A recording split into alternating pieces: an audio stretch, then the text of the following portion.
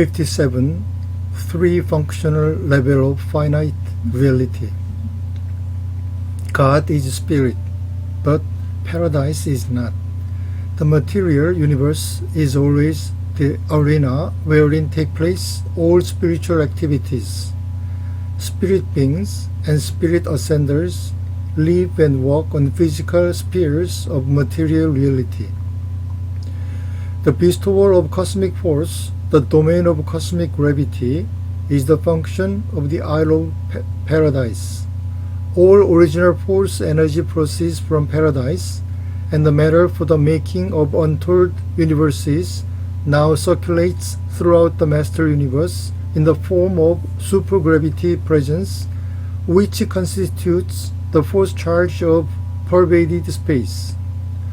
Whatever the transformations of force in the outlying universes, having gone out from paradise, it journeys on subject to the never-ending, ever-present, unfailing pool of the eternal isle, obediently and inherently swing on a forever around eternal space path of the universes. Physical energy is the one reality which is true and steadfast in its obedience to universal law. Only in the realms of creature volition has there been deviation from the divine path and the original plans. Power and energy are the universal evidences of the stability, constancy, and eternity of the central Isle of Paradise. The bestowal of spirit and the spiritualization of personalities, the domain of spiritual gravity, is the realm of the eternal Sun, and the spirit gravity of the Sun, ever drawing all spiritual realities to himself, is just as real and absolute as is the all-powerful material grasp of the Isle of Paradise. But material-minded man is naturally more familiar with the material manifestations of a physical nature than with the equally real and mighty operations of a spiritual nature, which are discerned only by the spiritual insight of the soul. As the mind of any personality in the universe becomes more spiritual, godlike, it becomes less responsive to material gravity. Reality measured by physical gravity response is the antithesis of reality as determined by quality of spirit content. Physical gravity action is a quantitative determiner of non-spirit energy. Spiritual gravity action is the qualitative measure of the living energy of divinity. What paradise is to the physical creation, and what the eternal Sun is to the spiritual universe, the conjoint actor is to the realms of mind. The intelligent universe of material, Urantia, and spiritual beings and personalities. The conjoint actor reacts to both material and spiritual realities, and therefore inherently becomes the universal minister to all intelligent beings. Beings who may represent the union of both the material and spiritual pages of creation.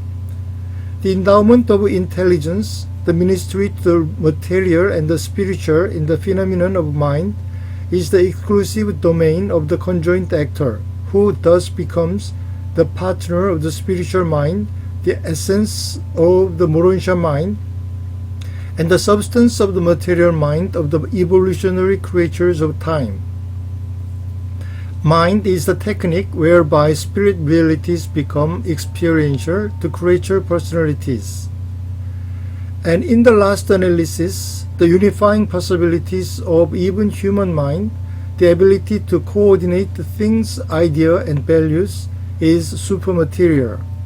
Though it is hardly possible for the mortal mind to comprehend the 7 levels of relative cosmic reality, the human intellect should be able to grasp much of the meaning of 3 functioning levels of finite reality. Number 1, matter. Organized energy, which is subject to linear gravity, except as it is modified by motion and conditions by mind. Second, mind. Organized consciousness which is not wholly subject to material gravity and which becomes truly liberated when modified by spirit. Number 3, spirit, the highest personal reality. True spirit is not subject to physical gravity, but eventually becomes the motivating influences of all evolving energy systems of personality dignity. The goal of existence of all personality is spirit.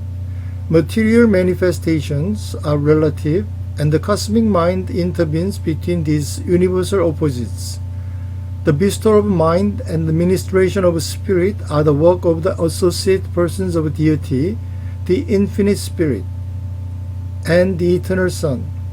Total deity reality is not mind but spirit-mind, mind-spirit unified by personality. Nevertheless, the absolutes of both the spirit and the things converge in the person of the Universal Father. On paradise, the three energies, physical, minder, and spiritual, are coordinate. In the evolutionary cosmos, energy matter is dominant except in personality, where spirit, through the mediation of mind, is striving for the mastery.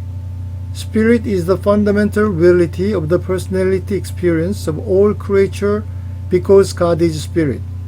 Spirit is unchanging, and therefore in all personality relations, it transcends both mind and matter, which are experiential variables of progressive attainment.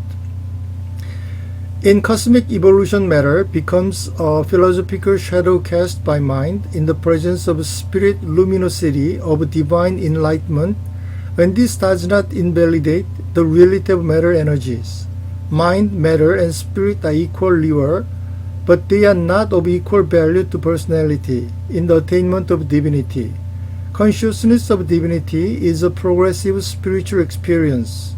The brighter the shining of the spiritualized personality, the farther in the universe the fragment of potential spirit personality in the individual creature, the greater the shadow cast by the intervening mind upon its material investment.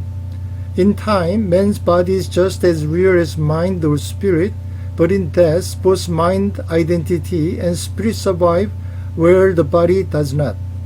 A cosmic reality can be non-existent in personality experience. And so your Greek figure of speech, the material as the shadow of the more real spirit substance, does have a philosophic significance.